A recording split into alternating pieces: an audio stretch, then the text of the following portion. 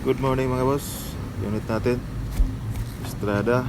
So na-check engine. Toyos na galing patot ng Cagayan. So tingnan natin. Pero wala diferensya sa power. Bago na SR. I-delete mo ba? EGR, gibalik ko.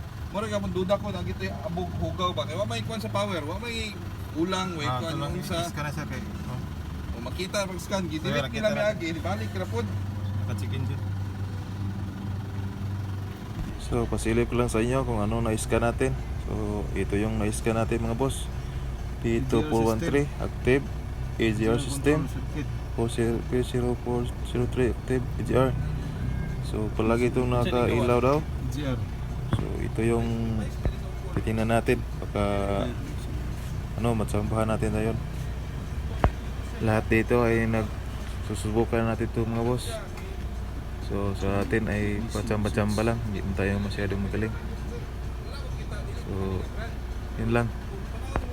Ito ay dinelete natin pero bumalik pa rin yung check engine, yung P2413.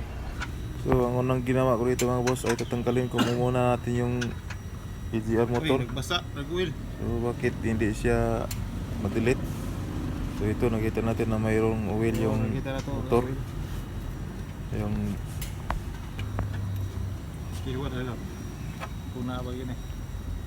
Ang tapak na rin. Unsa sa ngalan na? so mo to mga boss, ako ang gitanggal ang EGR. So nakita na mo no nga gusto dagko baga kay carbon ang nasa intake. Oh, kita ninyo. So, ito mo kayo kung kamo. Baga kay ko no. So na ako gidudahan nga usa po ni sa check engine nga nagbalik-balik. Yung GR. Pero di pa gini yung final nga mao gini ang daot hinungdan. So ato lang ang gipang lipiwan sa para mawala po din hugaw. So apil po nato na intercooler. Apil na lang. So mao ni mga boss, pag humanog tao kuan ako nang gitistingan yang motor. So mo-andar na siya, dapat naka-abri ang valve sa EGR. Mulihap na yung motor.